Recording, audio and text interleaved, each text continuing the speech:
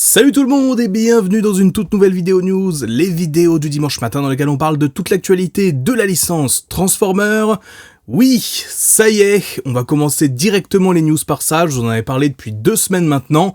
L'ère des Primes commence officiellement en France et en Europe avec une première arrivée très conséquente chez Transformers, 2 figurines diverses et variées qui viennent donc d'arriver hier au moment où j'enregistre cette vidéo vendredi.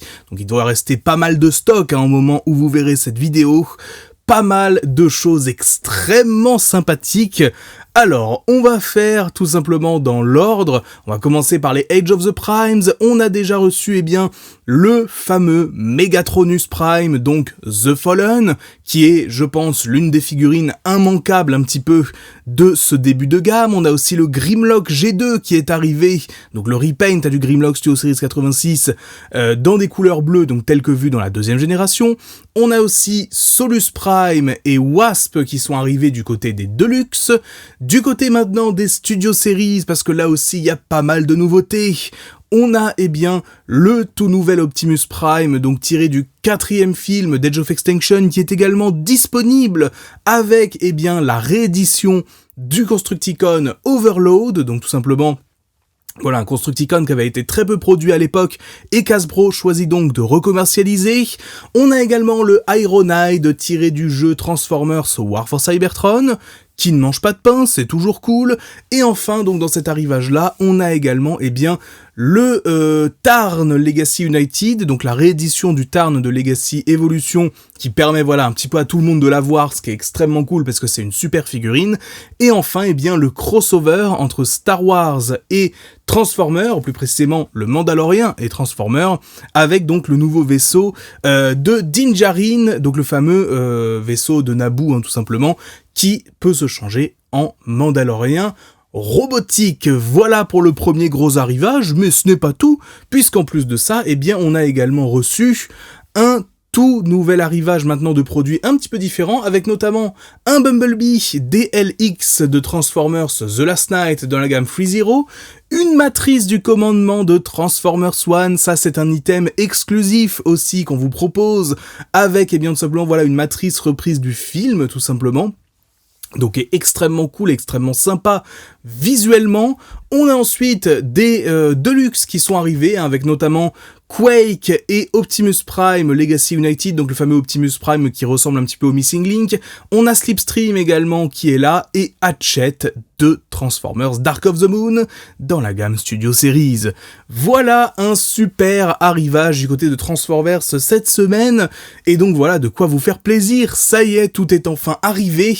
En tout cas, c'est que le début, parce qu'on a encore pas mal de choses qui nous attendent, notamment tout ce qui est Aerial Bots, etc. Ça ne devrait pas tarder, mais en tout cas, ça y est. Ça a commencé, la gamme Age of the Primes commence à arriver véritablement, et c'est extrêmement cool. Et aussi du côté des précommandes, puisque on termine pour aujourd'hui la section Transformers. On a mis en précommande le Perceptor avec Ramhorn et Radbat Studio Series 86, donc il devrait être disponible cet été normalement.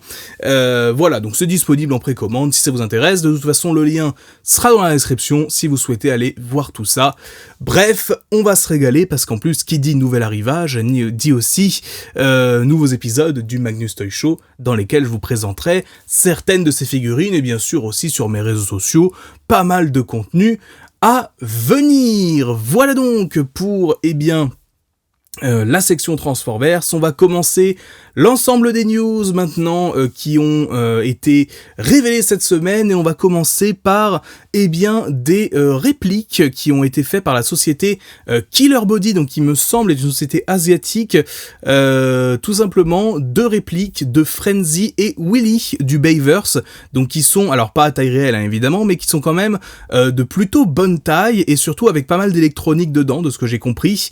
Ça a été révélé à l'occasion d'une convention, et ma foi, ça a l'air plutôt sympa. Alors oui, c'est l'esthétique du Bayverse, on aime, on n'aime pas, soit pour Frenzy, mais surtout pour Willy, qui a vraiment une sale gueule, mais ça après, on aime, on n'aime pas.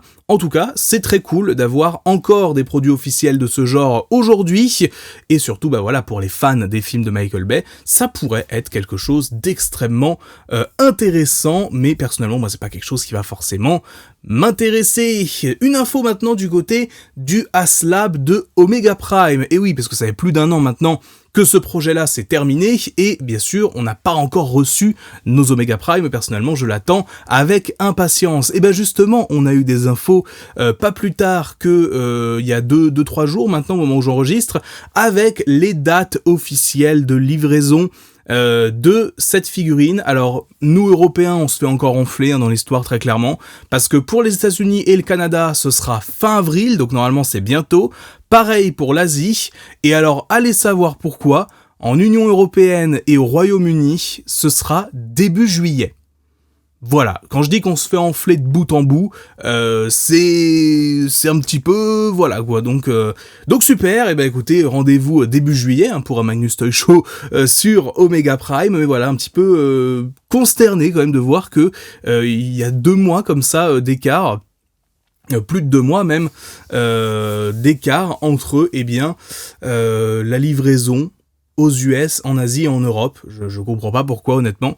Je crois pas qu'il y ait vraiment de justification, mais bon, voilà, en tout cas, on attendra bien sagement, parce que à ce niveau-là, on n'a pas le choix, malheureusement. Les HasLab, malheureusement, on peut pas vraiment essayer de faire du mieux qu'on peut au niveau distribution et tout, parce que c'est directement une production qui va directement de l'usine au consommateur, en quelque sorte. On enchaîne maintenant avec un reveal assez surprenant et que je n'aurais jamais pensé qu'on puisse voir un jour éventuellement. Il s'agit d'un crossover entre Transformers et la NFL. Alors, la NFL, c'est un truc 100% américain, on va pas se mentir, c'est tout simplement le championnat américain de football américain justement, et donc on a une gamme de 4 Transformers qui ont été révélés, qui reprennent la forme tout simplement d'un casque de football américain, donc les protections, les fameuses protections qu'ils mettent pour la tête notamment. Et donc, on a 4 robots différents aux couleurs de 4 équipes. Les Kansas City Chiefs, les Dallas Cowboys, les Pittsburgh Steelers et les Green Bay Packers. Voilà, je dis peut-être pas forcément bien les noms, mais en tout cas, 4 équipes de la NFL. Je ne connais rien à ce sport. Encore la MLS, par exemple, côté football, le vrai football, je connais quelques équipes. Autant la NFL, j'en ai rien à carrer, mais en plus, honnêtement, je n'y connais rien. Donc, c'est clairement pas le genre de truc qui va m'intéresser, mais en tout cas, sachez que ça a été révélé. Alors, je sais pas pour l'instant si ça va être une exclusivité au marché américain. Visiblement non, on va pouvoir éventuellement se les procurer ailleurs, mais en tout cas, voilà. C'est quand même un reveal assez surprenant. Après, voilà, ça pourra plaire à certaines personnes. Je ne doute pas qu'il y ait des gens passionnés de football américain parmi vous, notamment. Mais voilà, en tout cas pour moi, ça ne m'intéresse pas spécialement. Il y a 4 équipes différentes, 4 Transformers différents. Et puis voilà, normalement ça devrait sortir d'ici peu. Je sais pas si on a la date exactement de sortie pour l'instant. Je suis pas sûr, mais en tout cas, vu que le reveal officiel a été fait, ça devrait pas non plus être dans trop longtemps. On enchaîne maintenant avec un nouveau reveal du côté de FreeZero avec un Red Alert G1 au format MDLX, donc les modèles un peu plus petits, entre guillemets un peu moins chers, qui sont quand même assez onéreux, mais voilà, c'est pas les DLX qui sont vraiment pour le coup extrêmement coûteux et beaucoup plus grand en termes de taille. Un MDLX donc de Red Alert G1, voilà, rien de bien surprenant, mais un robot tout à fait sympathique qui ira très bien avec Sideswipe, qui avait été révélé il y a pas mal de temps maintenant, je me demande si c'était pas l'année dernière. On enchaîne maintenant avec un reveal du côté de chez Fans Hobby, donc une compagnie de third party avec un tout nouveau Metal Hawk, donc inspiré de la G1, donc Metal Hawk qui est à la fois un Transformer classique qui apparaît notamment dans la série Transformers Master Force de mémoire, ou Victory, je sais plus, je peux confondre, et qui a aussi une armure de Pretender, donc en forme humaine en quelque sorte. C'est une particularité des Transformers de l'époque, mais en tout cas le rendu est extrêmement sympa. Alors à savoir que Fans Hobby, qui est donc cette compagnie de third party qui me semble du coup est implantée en Asie, on a eu l'info comme quoi, pour l'instant, ils mettaient en pause leurs expéditions vers les États-Unis à cause des fameux tarifs douaniers de Trump. Donc à voir si ça impactera aussi le reste du monde pour ce qui est de cette compagnie-là. Pas sûr, mais en tout cas, on verra à ce niveau-là si jamais il y a du nouveau. En tout cas, c'est l'une des premières compagnies de Transformers à vraiment parler de la question des tarifs douaniers, eux, et aussi, YOLO Park. Et oui, YOLO Park qui vient de révéler déjà 4 nouveaux personnages extrêmement jolis, un Bumblebee G1, un Optimus aussi, G1, donc tout simplement des nouvelles versions, mais surtout, là aujourd'hui j'ai envie d'en parler, un Tarn des comics ADW, et ça c'est absolument splendide, puisque, on manque de figurines de Tarn. Alors oui, certes, on a eu la version Legacy qui est extrêmement cool, etc., mais là pour le coup il a des proportions un petit peu plus proches du comics encore, et il est extrêmement joli. Pour le coup là, YOLO Park a frappé très fort, et je dois bien admettre que parmi toutes les figurines qui composent leur gamme, ça devient automatiquement l'une de celles que j'attends le plus. Et on a aussi donc un nouveau Starscream G1 qui a été révélé de leur côté. Bon voilà, pas de grosse surprise à ce niveau-là. Reste que YOLO Park, ils ont annoncé que début mai normalement, ils seront obligés d'augmenter certains de leurs prix. En tout cas pour les États-Unis, on sait pas encore pour le reste du monde. Pour l'instant, a priori pour l'Europe, on est tranquille.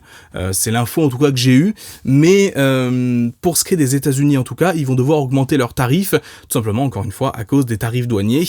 Je sais pas si ça impactera aussi le Canada par exemple, pour les Canadiens qui me suivent, mais en tout cas pour l'Europe pour l'instant on devrait être tranquille, mais on peut pas être sûr de tout. Et on termine maintenant cette vidéo par une petite info du côté d'un nouveau jeu mobile Transformers avec Transformers Eternal War, donc qui va être en fait un espèce de RPG si j'ai bien compris, sur mobile, donc sur le thème de Transformers. Alors pour le coup, je suis pas extrêmement intéressé par ça, de façon générale les jeux mobiles c'est pas forcément mon truc, mais en tout cas voilà, le trailer avait été révélé à la fin d'année dernière, et cette fois-ci on a une bêta ouverte pour l'Australie, et une bêta fermée plutôt, pour l'Australie et la Nouvelle-Zélande, donc qui permettent d'avoir des premiers retours sur le jeu, et aussi des infos sur les différentes classes qu'on pourra incarner. Donc on a notamment 5 classes différentes, avec Recon, Firepower, Vanguard, Support et Assaut. Donc en fait ça correspond à des classes un peu classiques justement, de persos différents, qui ont des caractéristiques différentes. Bref, je vais pas épiloguer là-dessus, mais en tout cas sachez que le jeu est toujours en cours de développement. On a cette bêta qui est du coup disponible pour l'Australie et la Nouvelle-Zélande, peut-être que ce sera disponible pour d'autres personnes, mais en tout cas voilà, moi personnellement ça m'intéresse pas plus que ça, mais c'est cool quand même de voir que la scène entre guillemets des jeux mobiles Transformers continue de bien vivre pour le coup, contrairement aux jeux Transformers sur console, où on pleure encore l'annulation de Transformers Reactivate, et aucune info sur des éventuels remakes, ou en tout cas remaster de Transformers War for Cybertron et Fall of Cybertron. Voilà pour cette vidéo news, j'espère qu'elle vous aura plu, j'espère que vous aurez appris des choses comme d'habitude. On va se retrouver dès demain pour une toute nouvelle vidéo. Sur ce, c'est tout pour moi, c'était Magnus, on se dit à très vite, ciao.